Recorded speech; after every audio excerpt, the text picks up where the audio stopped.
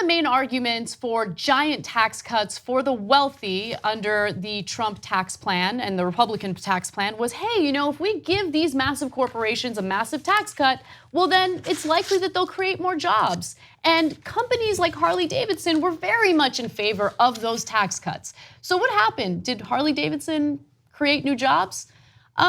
No. Despite Trump's claim that massive tax cuts will boost US employment numbers, motorcycle manufacturer Harley-Davidson instead announced a plant closing followed by a massive stock buyback and is now shifting some jobs to Thailand. Look, we got to bring jobs back in Thailand. Okay, we got to bring them back. They're not strong enough. Did Trump tweet about that? I mean, I know he wants to bring jobs back to China. He literally tweeted that because of a corrupt business deal he has with ZTE and the Chinese and the Indonesians. So maybe he's thrilled that they're bringing jobs to Thailand instead of the US. I don't think anyone who was paying attention is surprised by this, which is one of the reasons why the tax plan had such a low approval rating. But it doesn't matter. When it comes to Trump's base, they'll still support him. They'll still support the Republicans that voted in favor of these tax cuts. By the way, tax cuts happened, loopholes closing did not happen, right? Those loopholes are still there and they're still taking advantage of them. So let me give you more details into what Harley-Davidson is currently doing. Executives announced the closing of a plant in Kansas City, Missouri, with 800 workers losing their job as some operations were moved to a York, Pennsylvania facility, leading to a net loss of 350 positions. So I just want to be clear. So some of the jobs went to York and the others went to Bangkok. So that's why there's a net loss of 350 jobs. Right. And also on the heels of the announcement of the closure, the company announced a $700 million stock buyback of 15 million shares after seeing their tax rate drop approximately 10% under the Republican passed tax deal. So look, people keep talking about how the economy is booming under Trump, and it drives me crazy. It really does. Yes, the unemployment rate is low, but we never talk about the quality of those jobs. We never have discussions about underemployment. We never have discussions about how Americans have more debt today than they did before 2008. We never talk about that. But then the other issue is, oh, look at the stock market. The stock market's doing so well, right? No. Stock market's doing well because homeboys are just investing into their own companies. They're buying their own stocks with the massive tax cuts that they've received. So if you don't know the inner workings of a stock buyback, let me just break it down for you super simply. So the company now has a ton of extra cash because they got this giant tax cut. For a lot of them, it's billions upon billions of dollars. Now, one thing they could do with it is they could reinvest the money and create new plants in America. They have chosen largely to not do that, okay? Another thing they could do is they could give increased wages to their workers.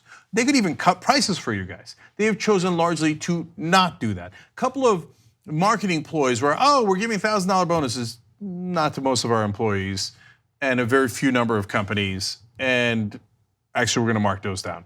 Okay, but it was a shiny object, and the press fell for it hook, line, and sinker. But overall, did it noticeably move up wages? No, it didn't, okay? So they did not do that. What did they do? Well, exactly what we predicted on the Young Turks they would do. TYT Investigates has been all over this story, and they reported ahead of time and during that the companies did not plan to do anything but predominantly do stock buybacks. So what happens there? So they have got this vat of money, they did not reinvest, they didn't give it to you. So they say, oh, I will use the money to buy back my own stock. So it's trading at, let's make up numbers, it's trading at $10. I'm gonna buy it, and when I buy it, I've increased the demand for it, so the price is gonna go up. It's now $12, okay? Now, the company owns more of its own stock, but wait a minute, why are they doing that?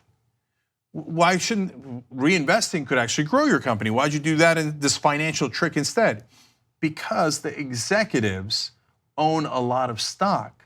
So when the stock price goes from 10 to 12, they just made a killing. All their options and bonuses, et cetera, went up by 20%.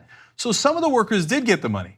It was the executives at the very, very top. Right, because the money that they already had and were getting paid in the form of bonuses, for instance, wasn't enough. Their giant salaries wasn't enough.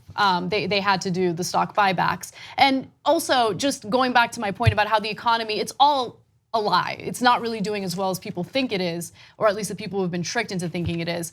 Another issue is what Nomi Prince talked about on our show.